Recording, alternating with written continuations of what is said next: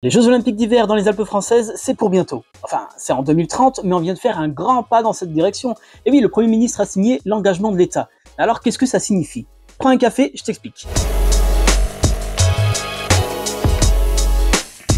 Et bien en fait, mercredi, Michel Barnier a signé un courrier qui valide au nom de la France une garantie financière pour couvrir les pertes éventuelles des Jeux Olympiques 2030. C'était une condition imposée par le CIO, le Comité International Olympique, pour attribuer l'événement à la France. Les Alpes françaises sont donc maintenant réellement en pole position pour accueillir les Jeux Olympiques en 2030. Prochaine étape, créer la société de livraison des infrastructures olympiques qui sera basée à Marseille. Et en parallèle, former un comité d'organisation qui devra gérer tout ça. Mais qui sera le Tony Estanguet des Jeux en 2030? Le biathlète français Martin Fourcade est évoqué. D'autres, comme le président de la région PACA, souhaitent que ça soit une femme. Une double incarnation est aussi sur la table. Côté épreuve, Val d'Isère est encore en suspens. La station savoyarde devait accueillir les épreuves de slalom, mais elle a été écartée au profit d'un regroupement des épreuves de ski alpin à Méribel et Courchevel. Sauf que des doutes persistent sur la capacité de ces deux stations à accueillir autant d'épreuves. Une expertise est en cours, résultat, Val d'Isère pourrait revenir dans le game. Il reste un autre point à éclaircir, l'emplacement de l'anneau de vitesse pour les épreuves de patinage. Une structure éphémère, un site à l'étranger, la décision pourrait bientôt tomber. Il reste maintenant moins de 6 ans pour tout organiser, et tu l'as compris, le temps est compté. Alors, ces JO seront-ils une réussite? Dis-le moi dans les commentaires.